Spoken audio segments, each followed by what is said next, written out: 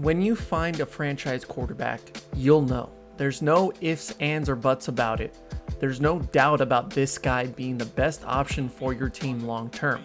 The Dallas Cowboys struggled to find their quarterback throughout the early 2000s with 10 different starting quarterbacks in a 5.5-year span.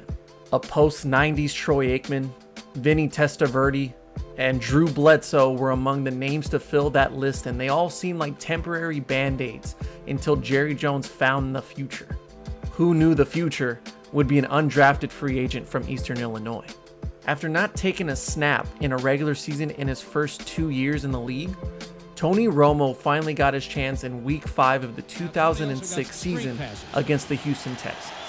And by the way, Tony Romo is coming in now at quarterback in mid-drive with 5:16 to play. There's the answer to your question, Charlie Waters. Going to get some snaps. Wow. But I'm convinced that Dorsett's career was made not just by his talent, but by Landry managing his workload, and that's what Parcells is trying to do with Julius Jones. Absolutely. Just a few weeks later, Romo earned the start versus the Carolina Panthers and would mark the beginning of Romo mania around the nation. Tony Romo, Eastern Illinois. With his good looks, that beautiful smile, and heroic play on the field, he won all the Cowboys fans over and gave them hope that a new era had begun in Dallas. Rams show a blitz. Romo may be changing the call. High snap over his head. Romo runs it down at the 25 and kicks it. Picks it up and runs left. At the 20, Romo trying to pull a McNabb. Gets away from one man. Left to the 40. To the 50. First down. Out of bounds at the 45. For St. Hood. All I could think of was McNabb on Monday night a few years ago, and Greg Ellis chasing him around. Well, that one puts him in the hearts and minds of Cowboys fans forever. Although the majority of NFL fans outside of Dallas weren't as kind to Mr. Romo, we have to appreciate his characteristics during his time as QB1. After 2006, Romo progressively got better and better each year, and you saw him become the commander of that offense. His leadership and poise during the game was top tier. His presence in pre-snap was like watching a master at work. You started to see the football genius that is Tony Romo unveiled before our very own eyes. Listen, it wasn't always paradise with Romo. Very early on in his career, you can't avoid the choking moments of fumbling the snap against Seattle or the loss to the Giants as the #1 seed post-Cancun trip. Then you had the broken collarbones, the broken ribs, the bad backs, and annoying relationship drama with Jessica Simpson. Only the real ones remember. And yet through it all, Romo never crumbled. With injuries, he'd still give it his all on the field and give his team an opportunity to win.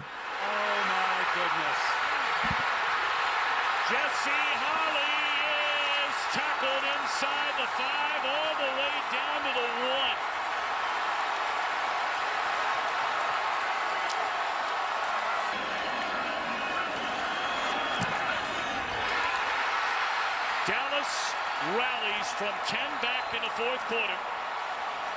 A week after blowing a 14-point fourth quarter lead to win in overtime. 27-24. It'll be a better week for Tony Romo and the best week ever for Jesse Holley. With the constant criticism and hate, he would have the highest completion percentage, the most yards, the most touchdowns, and the most game-winning drives in Cowboys franchise history. I mean, come on. The dude has thrown 248 more touchdowns than Ben fucking DiNucci. He didn't have the strongest arm, he wasn't the most accurate, and he damn sure didn't have the speed on the run. But god damn it, it's my quarterback. Romo gave the Cowboys the best chance to win when he was on the field. And that's despite having a terrible defense, inadequate coaching, and a terrible front office making decisions. I guess some things never change in Dallas, right? But one thing did change on August 25th, 2016. Out of the pocket, chased down from behind. Great job there by the Seahawks of making sure he had absolutely nowhere to go before Cliff Averill got him, and Romo is slow to get up. And that is the worst possible sign that any Cowboy fan watching could ever see. For the first time in 10 years, the future of the Cowboys quarterback position was uncertain. A season-ending collarbone injury in 2015, and now a vertebrae fracture that would keep him out for most of the 2016 season. At the age of 35, it was time to start thinking about life post-Romo. That was a tough pill to swallow for not only Tony, but for a Cowboys team still in a potential contending window. Much like in the mid-2000s, Cowboys fans were needing a long-term answer at quarterback. 2006, it became Romo. In 2016, it became Rain Dakota Prescott. With a solid college career at Mississippi State and a great first impression with the Cowboys at the Senior Bowl, the lifelong Cowboys fans' dream came true in the 4th round of the 2016 draft. Our Dallas Cowboys select Dak Prescott, quarterback, nice. Mississippi State. Now with Tony out for multiple months, this was Dak's team. Not only did he exceed expectations, the rookie duo of Dak and Ezekiel Elliott put everybody on notice. Zeke won Offensive Player of the Year, Dak won Rookie of the Year, the Cowboys won 11 games in a row and ended the regular season on a 13-3 record, and despite a playoff loss to Green Bay, Dak undoubtedly won himself the starting job for the future. But during the winning streak and the rise of Dak, Cowboys fans wondered what the future of their beloved Romo entailed. And on November 15th, Romo spoke to the media for the first time since his injury. To say the first half of the season has been emotional would be a huge understatement. Getting hurt when you feel like you have the best team you've ever had was a soul-crushing moment for me. Then to learn it's not 3 or 4 weeks, but 10 is another blow. I'm not going to allow this situation to negatively affect Dak or this football team by becoming a constant distraction. I think Dak knows that I have his back, and I think I know that he has mine. Ultimately, it's about the team. It's what we've preached our entire lives. In only a 6-minute talk with the media, Romo made it more about helping Dak and helping this team win, even if that meant him being on the sideline. Now, almost 5 years after the passing of the torch in Dallas, this time when Dak was learning under Romo is so pivotal to Dak's career. And I don't just mean what he's learned on the field and his play, but more importantly, what goes on off the field. It's almost like we're seeing Romo's career unfold all over again, and once again see a Cowboys quarterback grow each and every year. Briefly on Dak's play on the field, it's exactly like watching Romo back in the day commanding that offense. Every year you sense Dak is getting more and more comfortable in this system and taking more responsibility as a leader in order to succeed. His deep ball accuracy has improved tremendously throughout the years, and the ability to keep his team in games despite terrible defensive play is like watching the Cowboys 10 years ago.